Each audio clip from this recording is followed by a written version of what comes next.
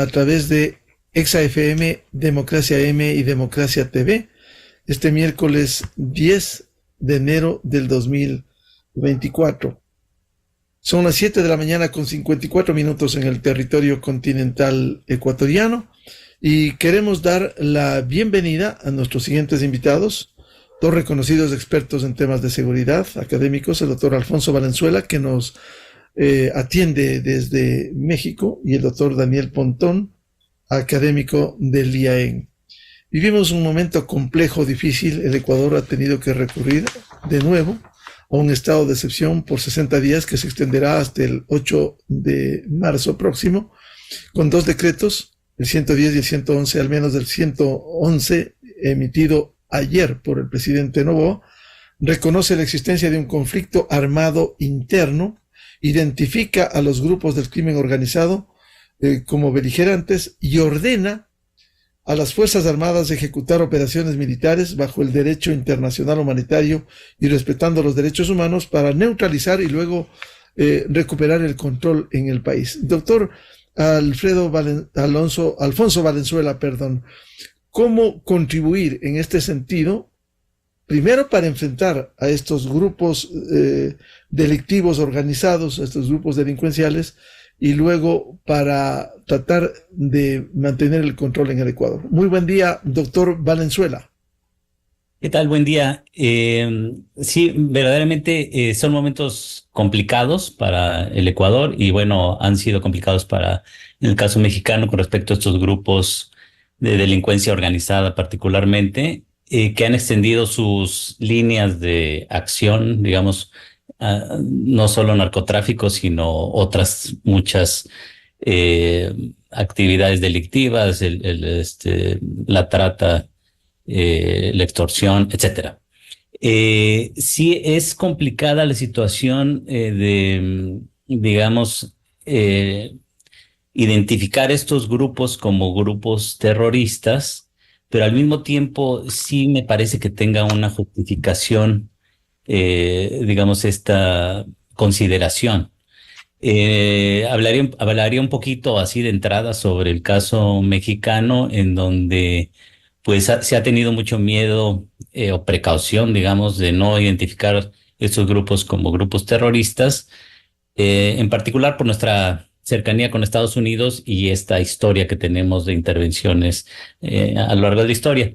Se piensa en el caso mexicano que al declarar a estos grupos como terroristas se corre el peligro de que Estados Unidos interfiera, invada, trascienda las fronteras hacia nuestro país, y por ello han sido muy cautos, por llamarlo de alguna manera, los gobernantes en México, pero al mismo tiempo sí tenemos una situación de límite, ¿no? Y sobre todo la ciudadanía resiente de manera frontal estos actos que realiza el crimen organizado, y que en el caso mexicano pues sí han venido creciendo exponencialmente. Me parece que también el caso ecuatoriano, y sí se requiere una serie de cuestiones previas a, digamos, si la intención es declarar a estos grupos como terroristas, se tienen que tomar algunos pasos previos. Y especialmente se tienen que crear las condiciones para que la operación de estos grupos se vea contenida y al final quizás inhibida, lo cual no necesariamente es fácil por las condiciones que generalmente ya prevalecen en los países. Entonces, sí veo que es una situación muy apremiante, y les digo, partiendo desde la visión mexicana, en donde no se ha hecho mucho al respecto de contener a estos grupos, y esto se ha desbordado en los últimos años en el caso mexicano, y lo cual va siendo más complicado cada vez. Entonces yo creo que sí, en una primera instancia habría que hacer esas consideraciones. Doctor Valenzuela, ¿y cuál debe ser el papel en este caso de la fuerza pública, Fuerzas Armadas, cuando en el caso ecuatoriano este martes el presidente ordenó a las Fuerzas Armadas ejecutar operaciones militares para neutralizar a los grupos identificados en este decreto, más de una docena de grupos, en medio de un conflicto armado interno? Sí, bueno, y me parece que ciertamente las condiciones actuales son extremadamente complicadas porque, digamos, desde el punto de vista de la ciudadanía, la gente pensará algo se tiene que hacer, de alguna manera se tiene que contener. Por otro lado, otros sectores dirán, no, bueno, no se deben, digamos, pasar por encima de los derechos humanos y no se deben llegar a actos de violencia extrema, pero al mismo tiempo como que no se ve una salida, entonces, ¿qué hacer? En este caso sí me parece que digamos, en el margen de acción que puede tener el Estado, sí debe intervenir de entrada, pues reaccionando a lo que está sucediendo. Si ya, digamos, estos grupos de delincuencia organizada toman el control del territorio, estamos en un estadio muy avanzado y y les comento, les digo, desde la experiencia mexicana, en ciertos lugares, quizás no en todo el territorio, pero en ciertos lugares, como por ejemplo Culiacán, Sinaloa, en años pasados, los grupos delincuenciales, el cártel Sinaloa en particular, tomó la ciudad bajo control y paralizó completamente las actividades y ellos dictaron un poco cuál fue la situación y liberaron en su momento a los hijos del Chapo Guzmán. Y esto es particularmente grave, si bien es una situación que se viene creando desde antes, por lo menos en el caso mexicano, porque se están dando las condiciones para que ya no haya mucho control sobre esos grupos. Entonces, aún el Estado con la decisión de intervenir en un momento dado, muchas veces no es tan sencillo si no están las condiciones justas o propicias para que esto suceda. Digamos, tiene que haber, digamos, las cuestiones legales y judiciales que permitan también que se castigue a los delincuentes y tratar de cierta manera de enderezar el sistema, les digo, judicial, legal y punitivo. Si no están esas condiciones, pues no es tan fácil porque sí, digamos, se mete en la cárcel a los delincuentes y más adelante salen o escapan y demás, ¿no? Entonces, sí es un esfuerzo titánico, pero que se tiene que hacer, se tiene que enderezar el sistema judicial y legal al tiempo que se tienen, digamos, a lo mejor no las Fuerzas Armadas, a lo mejor no están preparadas para atender de manera adecuada estas emergencias y sin embargo alguien lo tiene que hacer, ¿no? Entonces, en ese caso, yo creo que sí se deben tomar ciertas precauciones y repito, no es fácil desde luego, pero desde luego que no se puede dejar libre, que digamos, no se puede abandonar a la ciudadanía a su suerte, porque se crean entonces el extremo contrario, que son grupos de defensa paramilitares, que también ha pasado mucho en América Latina. Bienvenido al doctor Daniel Pontón, académico experto en temas de seguridad, profesor del IAEN, la Universidad de Posgrado. Lo que nos señalaba el doctor Alfonso Valenzuela desde México, ¿qué piensa usted una vez que ha entrado en vigencia el decreto 111 emitido este martes por el Ejecutivo, en donde reconoce la existencia de un conflicto armado interno, identifica a grupos que los califica de beligerantes y ordena a Fuerzas Armadas de ejecutar operaciones militares para neutralizar a estos grupos? Daniel, muy buen día. Bueno, muchas gracias, estimado Miguel. Un saludo muy cordial, igual a Alfonso, a toda la audiencia. A ver, creo que es una medida extremadamente dura, es extrema, necesaria en un contexto de zozobra. Eso habría que valorarlo, tiempo lo dirá. Me parece que ya la declaración de terroristas en su momento lo hizo el presidente Lasso, creo que fue en el mes de abril o mayo del año pasado, pero no les terminó nombre y apellido a estos grupos. En este caso, el presidente Noboa ya enumera y los dice quiénes son, no los delimita.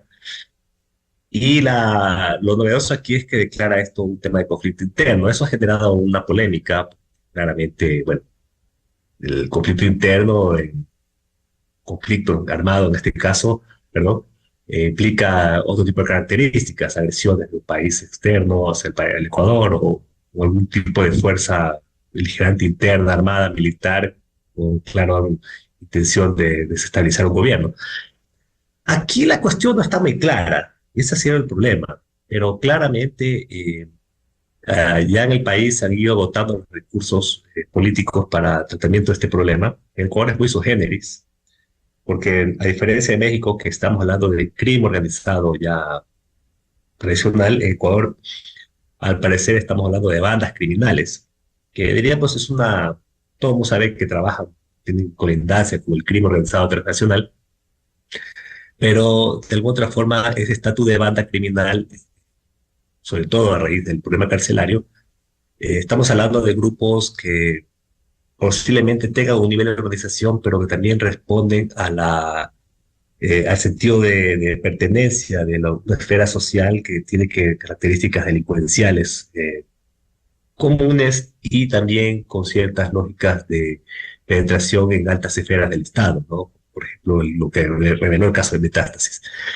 ¿Cuál es el peligro que se corre aquí? Yo creo que, bueno, primero hay que analizar por qué se declaró. Yo creo que Ecuador no tiene, y eso coincido con Alfonso, hay una serie de matices aquí que en caso del Ecuador no tiene, ¿no? El Ecuador no tiene una fuerza intermedia que le permita operar de una forma directa sobre este tipo de amenaza. Ciertamente es una amenaza y que ha puesto en vilo a la seguridad del Estado en general.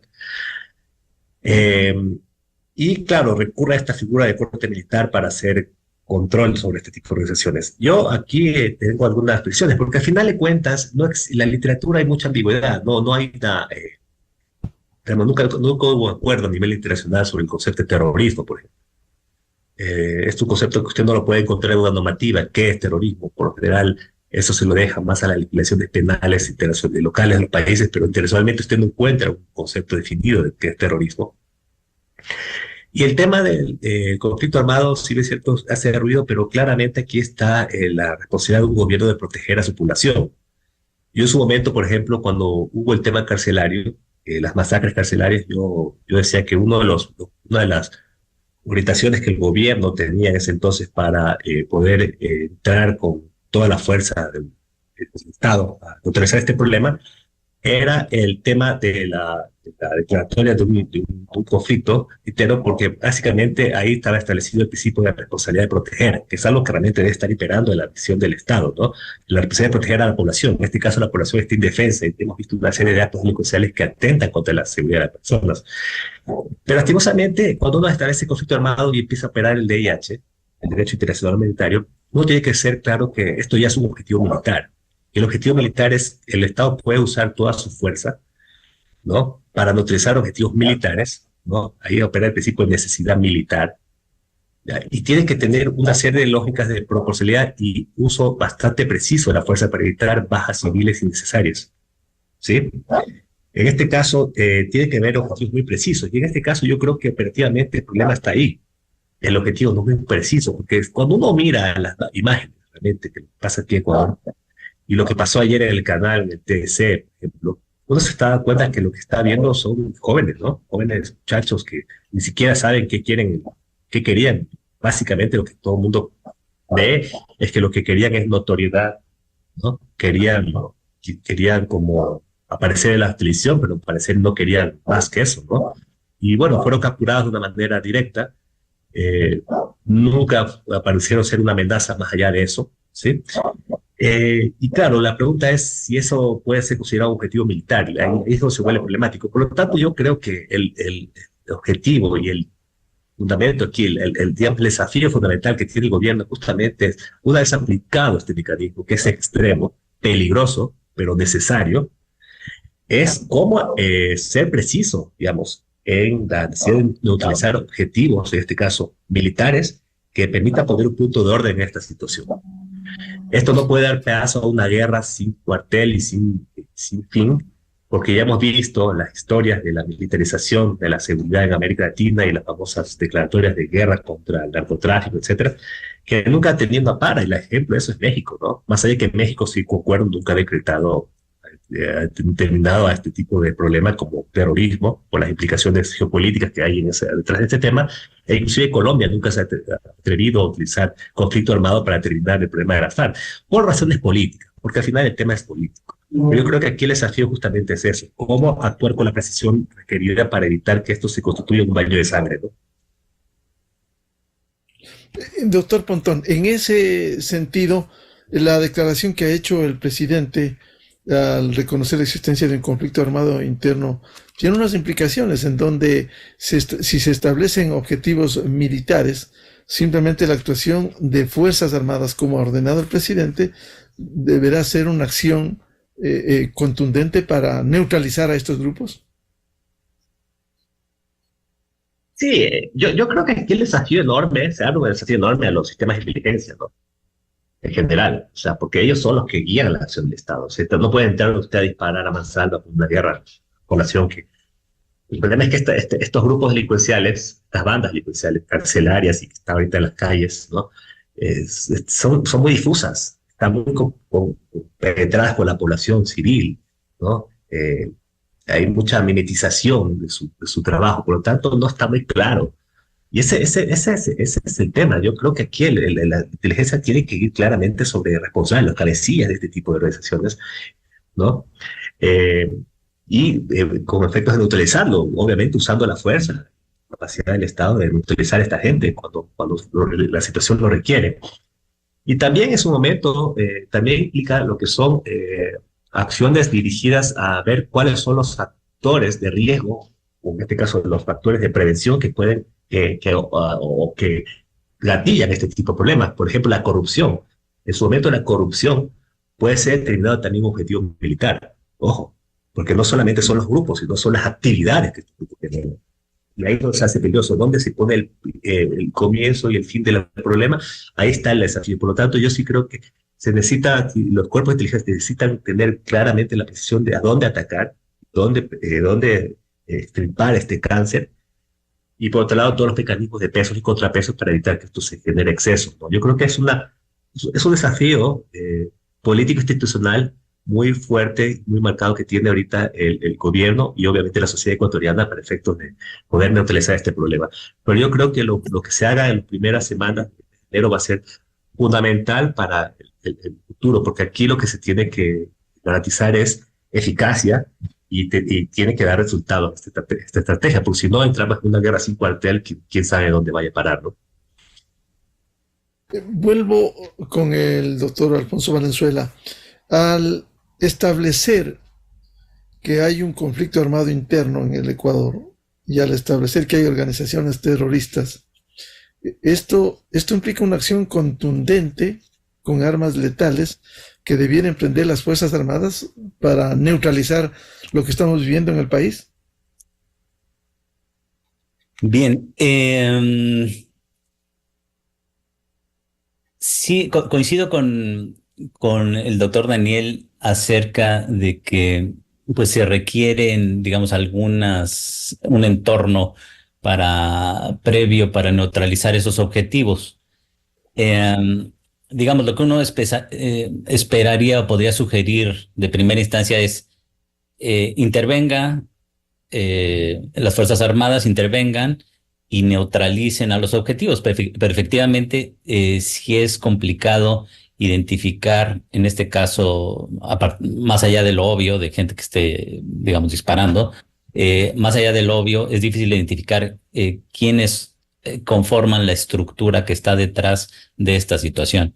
Entonces, puede haber inteligencia militar o inteligencia por parte de otras instancias de gobierno, pero pues sí, en el caso mexicano, nuevamente, sí ha habido pues instituciones encargadas de la inteligencia, pero también han estado infiltradas. Entonces, al final ha sido complicado. Ahorita actualmente hay alguien que está esperando la sentencia en Estados Unidos, Genaro García Luna, que era el que dirigía la seguridad, sobre todo la parte de seguridad en México, pero es que estaba infiltrada, es lo que quiero decir. Entonces, sí, efectivamente hay un desafío político importante al decir, bueno, nos encontramos frente a un conflicto armado y lo que toca es intervenir con la fuerza. En primera instancia es lo que uno esperaría, digamos, de un Estado. Sin embargo, la fuerza por sí misma no es necesariamente la solución completa, toda vez que si digamos, si hay estas cuestiones de infiltración y corrupción en los más altos niveles, pues eso siempre va a ser un conflicto que no va a ser fácil de identificar y atacar. Nuevamente el caso mexicano, sí se inició la guerra contra el narcotráfico en 2006, 2007, y estos, sin embargo, no contaban, bueno, no tuvieron suficiente cuidado en identificar que el Estado estaba bastante infiltrado, y entonces esta guerra que se inició, digamos, con toda la fuerza del Estado, no tuvo los efectos que se esperaban porque había una parte del Estado infiltrado dentro de la problemática. Entonces, esto va a ser complicado de echar a andar, ¿no? Hay muchas cuestiones que se desarticulan al momento de tratar de echar a andar alguna estrategia o una intervención cuando hay gente infiltrada dentro del mismo gobierno que puede dar los avisos previos para que el otro bando esté preparado. Entonces, eso se vuelve complejo. Entonces, sí me parece que vemos muchas veces estas manifestaciones de la violencia, manifestaciones también de desesperación social y digamos, pensando también en el caso mexicano, un poco esta ausencia de reglas generales. No hay reglas bien sobre lo que está mal, lo que está muy mal. No hay castigo contra los que cometen estos delitos. O sea, el sistema judicial no es robusto. Entonces, pues la gente ve que quizás, si como en el caso mexicano, en el 97% de los casos no llega ni siquiera a una sentencia, pues prácticamente la impunidad está casi al 100%. Entonces, esto va a ser complicado en el sentido de que el ataque a estos grupos no tiene la garantía de que se hará justicia digamos, en la identificación y pues sí, en este caso, llevar a estos causantes de los disturbios digamos, a la justicia. Doctor Daniel Pontón, lo que le preguntaba al doctor Valenzuela, el gobierno, al determinar la existencia de un conflicto armado interno, identificar con organizaciones terroristas y disponer a las Fuerzas Armadas, ayer hubo un pronunciamiento contundente del jefe del Comando Conjunto de las Fuerzas Armadas Ecuatorianas, el almirante Jaime Vela, en donde dijo que todo grupo terrorista identificado se ha convertido en un objetivo militar. Y un objetivo militar es a vencer, a actuar contra esos grupos desde el Estado ecuatoriano.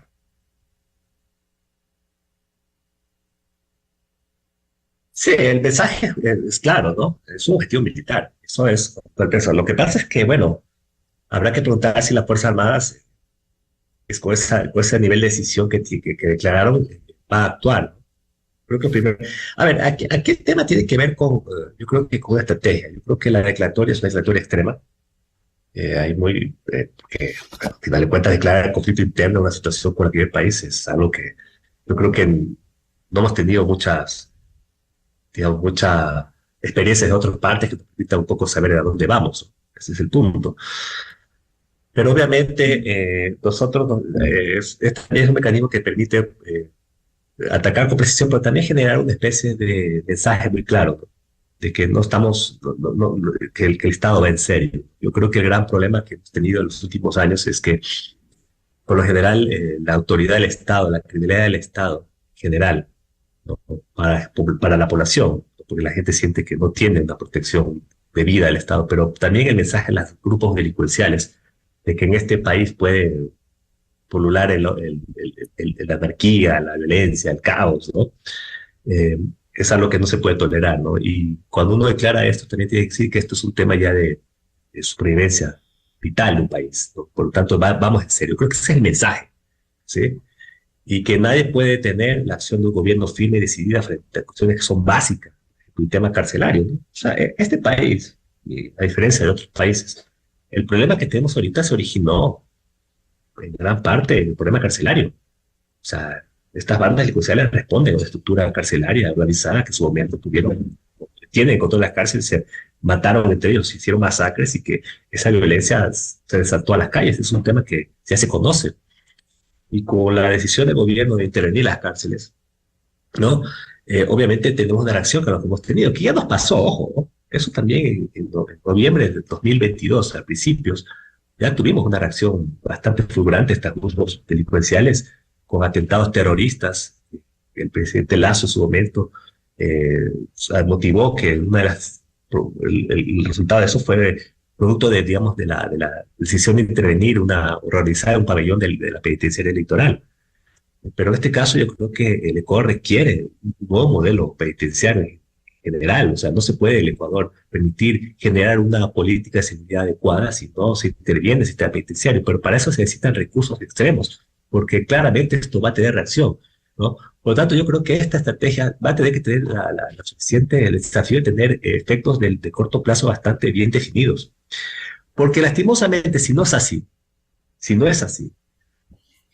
políticamente después, si el Estado no sabe, digamos, atacar directamente a los objetivos claros, ni poder poner un punto de alto a esta situación, después ya nadie va a creer, los grupos delincuenciales van a entender que esto es una estrategia más de lo que ha pasado en este país y lastimosamente sin tipo de efectividad, y vamos a vivir de momento esta zozobra con una declaratoria de una guerra, y quién sabe, entraremos en una especie de carnicería en este país que nadie quiere, ¿no? Yo creo que aquí el desafío es cómo poner un punto de orden a esta situación y cómo ejercer adecuadamente una política de seguridad que va mucho más allá de una declaratoria de esto, de un conflicto armado, sino de política pública en materia de seguridad y que tiene que ver con, por ejemplo, el tema penitenciario que se constituye un objetivo estratégico trascendental, es que el Estado tiene que recuperar el control de las cárceles. Ese es el punto. Si no se logra eso, no se va a lograr realmente una estrategia de seguridad adecuada, ¿no?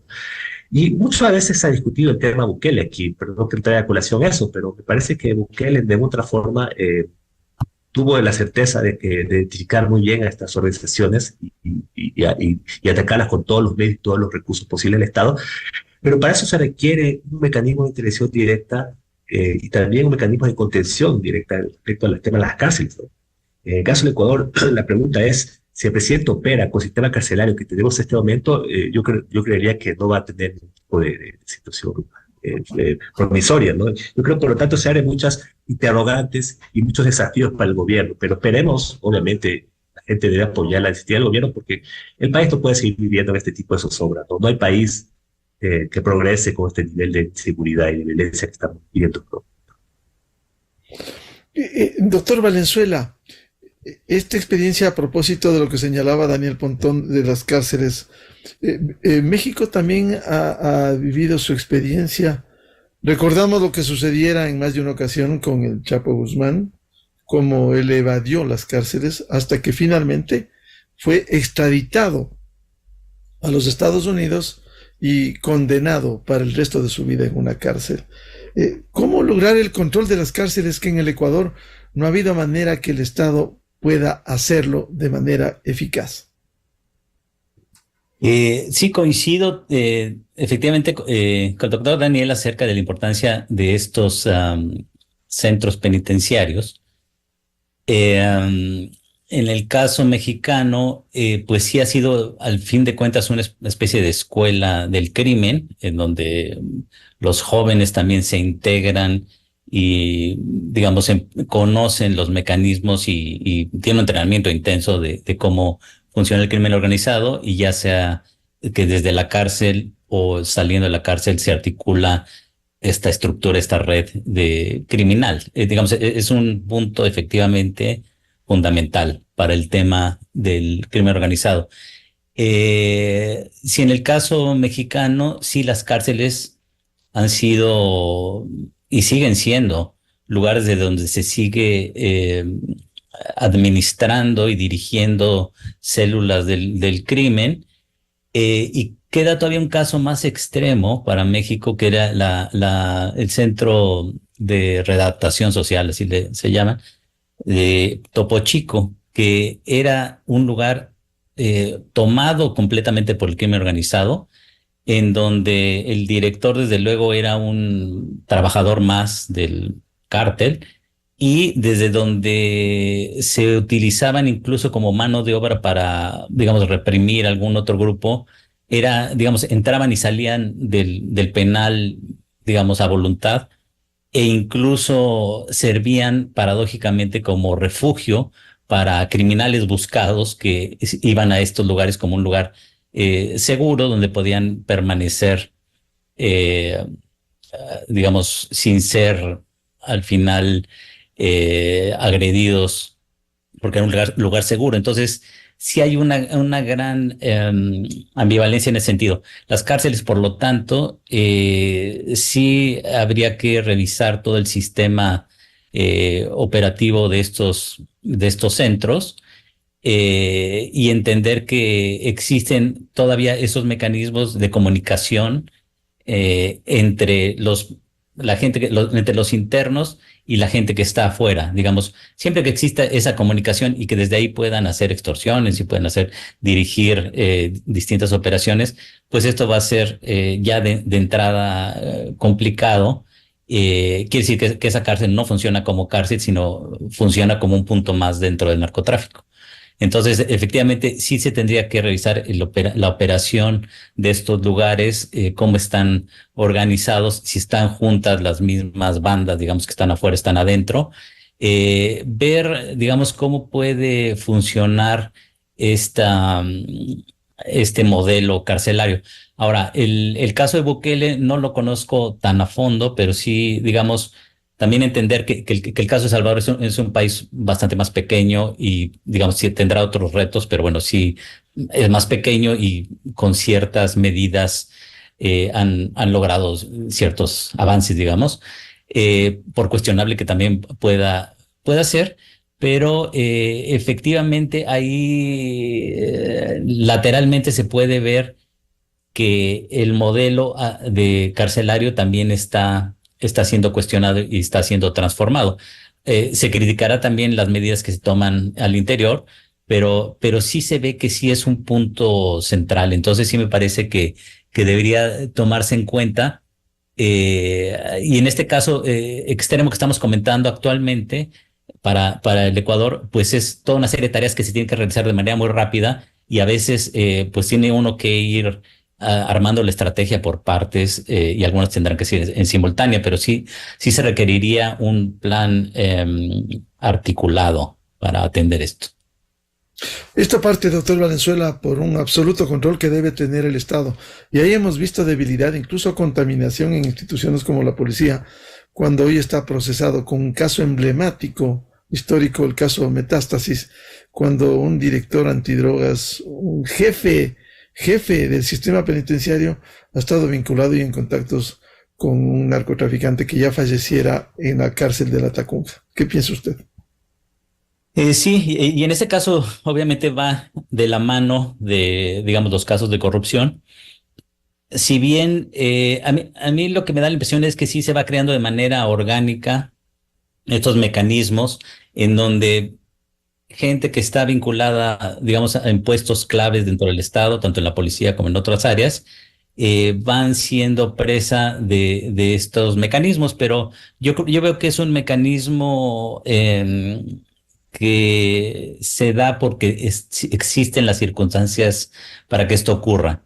Es decir, que si está el jefe de policía o de investigación y en los mandos superiores también ya está infiltrado parte del narcotráfico, va a llegar un punto en que se va a ver tan presionado de ceder, ya sea que eso sea su primera opción o no, se va a ver tan presionado de ceder porque están contaminados todos los mecanismos institucionales que va a ceder a esta cuestión. Entonces, como estos casos se verán, digamos, a lo largo en el presente, en el futuro,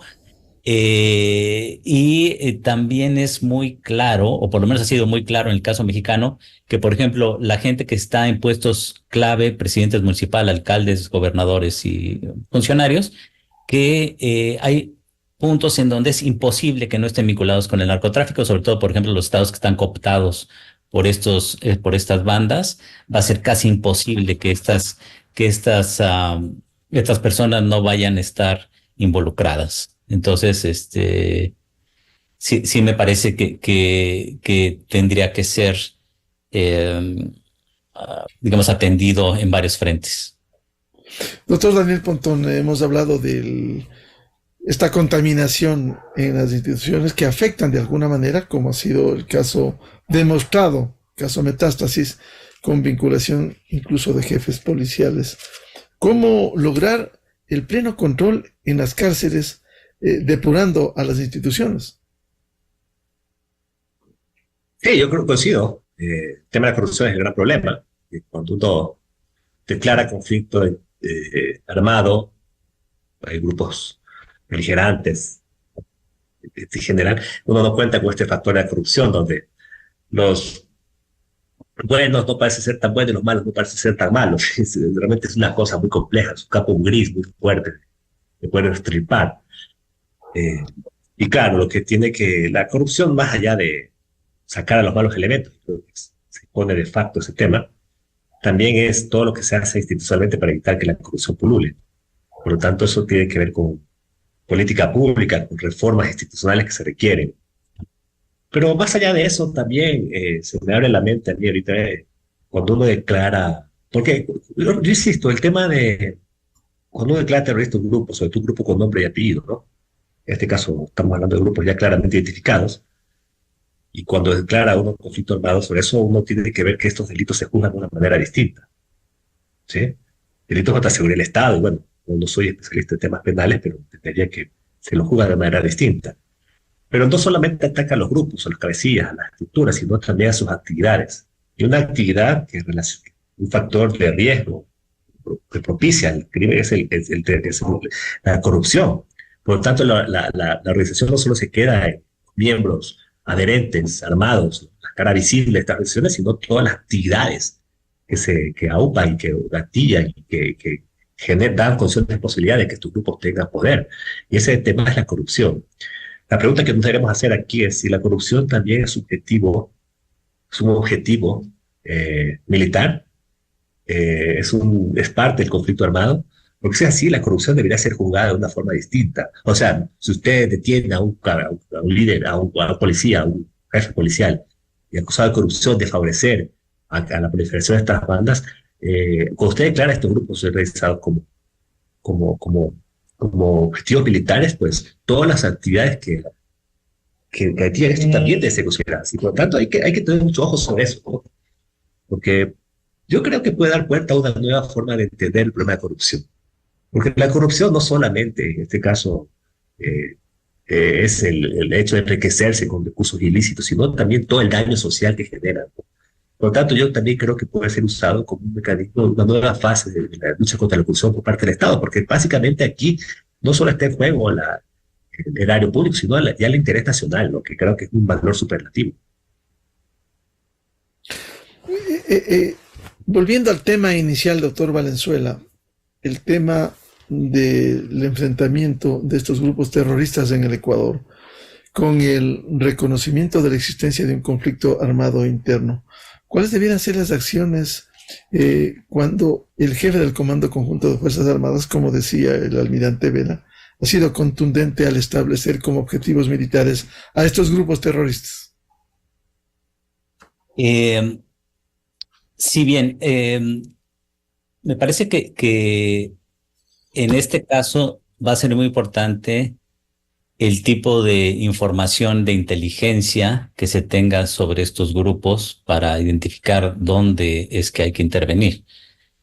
Como están efectivamente, y ya se mencionó que están dispersos por distintos lugares, instituciones y demás, no es tan inmediato el decir, bueno, aquí están localizados, están concentrados en este punto, por lo que entonces lo que exista como inteligencia estratégica militar o de defensa y de control va a ser fundamental para saber, digamos, cuáles son los movimientos y localizar e intervenir ya puntualmente.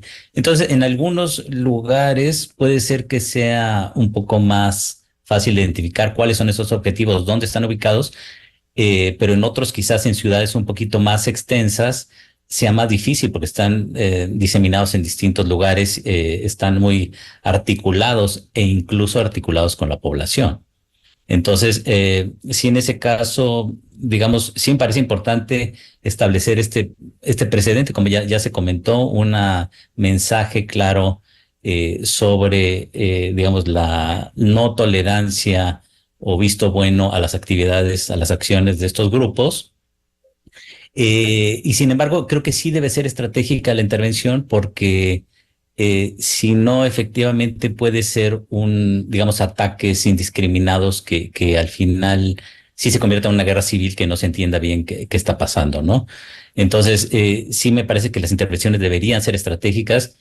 A mi parecer, sin conocer tan a fondo el tema, en el Ecuador, me parece que una intervención extensiva, digamos, sería un poquito más arriesgada que estratégica. Entonces, si hay puntos estratégicos, me parece que serían importante identificar.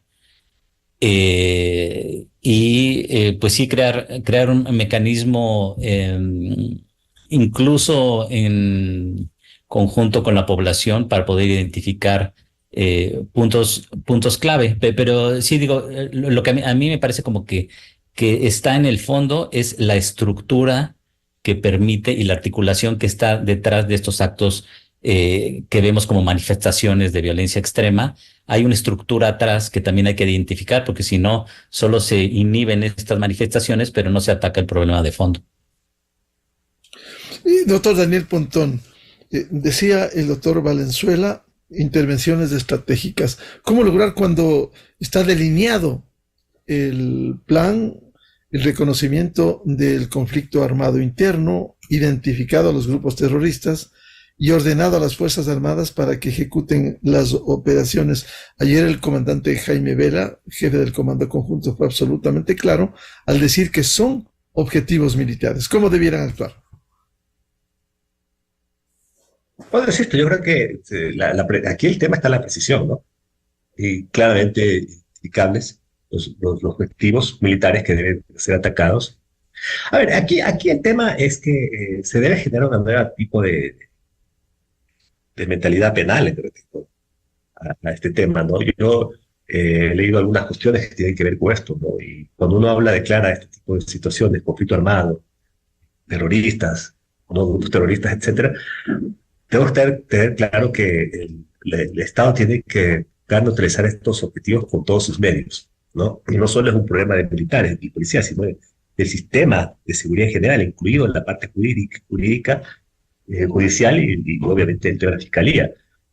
Porque aquí prevalecen lógicas de lo que se llama el derecho penal del enemigo interno, ¿no? Que básicamente es lo que se llama un derecho penal dirigido al tema del autor, más que al hecho, ¿no? Y eso tiene un estatus, porque claramente el enemigo interno en este caso tiene que ser tratado de una forma distinta, pero no podemos hacer esto uso discrecional de una forma abierta. Esa es una de las preocupaciones que yo tengo. Pero obviamente estas medidas son extremas, ¿no? Son de excepción. Lo que requiere el Estado ecuatoriano aquí es cómo va a sostener su política de seguridad sin el uso de estos recursos extremos. Porque no podemos vivir de extremos, no podemos vivir de excepciones. Necesitamos una política pública de seguridad que sostenga la normalidad, sostenga la cotidianidad, dé posibilidades para que la seguridad, la convivencia de las personas, el desarrollo, el comercio, la actividad educativa, la cultura se desarrolle de formas normales. Y ese es el punto, este es el objetivo. Pero, por lo tanto, esto debe ir acompañado con una estrategia muy bien delimitada en materia de seguridad, con objetivos claros y medibles, cosa que lastimosamente hasta ahorita yo he visto que el gobierno tiene. Por lo tanto, corremos el riesgo de quedarnos solamente con la estrategia reactiva, que si se la aplica discriminadamente puede ser peligrosa y con resultados o consecuencias indirectas, directas a futuro que pueden ser complicadas. Por ejemplo, uno de los temas que nos corremos de riesgo ahorita, ya lo que me anticiparon algunas personas que han trabajado este tema, es que cuando usted trata a estos grupos como conflicto armado, ¿no? Como terroristas y declara esto como conflicto armado, de alguna otra forma los obliga a armarse, a estructurarse militarmente. Dios no quiera que este país con el tiempo logramos tener ya facciones criminales armadas y organizadas de forma militar. Las tenemos armadas, pero no sé si que tenga una organización militar y tenga algún tipo de estructura que ha generado en otras partes muchos problemas, ¿no? Entonces, yo creo que aquí ahorita estamos en una etapa muy crítica. Hay que entender el momento crítico y yo creo que hay que entender el tipo de medida que se ha tomado y también advertir las situaciones que podrían derivarse de ella si no se aplica esto de una forma correcta. Bien, muchas gracias. Como siempre, la atención a la revista de Opinión Democracia, a los expertos en seguridad desde México, el arquitecto Alfonso Valenzuela, y en Quito, el doctor Daniel Pontón, académico, profesor del IAEN, la Universidad de Posgrado. Muy amables, Alfonso y Daniel. Gracias. Muchas gracias. Hasta luego. Vale. Enseguida, en la revista de Opinión Democracia. 8 de la mañana con 40 minutos en el territorio continental ecuatoriano, buscando la verdad, abogando por la recuperación de la paz, la seguridad, la institucionalidad y estar unidos frente a la delincuencia, unidos alrededor del Estado ecuatoriano. Vamos a la pausa y volvemos con el asambleísta Adrián Castro. Tenemos previsto abordar sobre las resoluciones y la mirada de la Asamblea Nacional frente a este momento crítico y el respaldo a la tarea de la fuerza pública. Desde 1984 con Gonzalo Rosero. La revista de Opinión Democracia. Siempre líderes, siempre confiables. Enseguida regresa Miguel Rivadeneira a la búsqueda de la verdad. Inicio de espacio promocional y publicitario. Tu bienestar merece más seguridad y cuidado integral. Tu bienestar merece más atención médica de calidad. Tu bienestar merece más tecnología y comodidad. Porque tu bienestar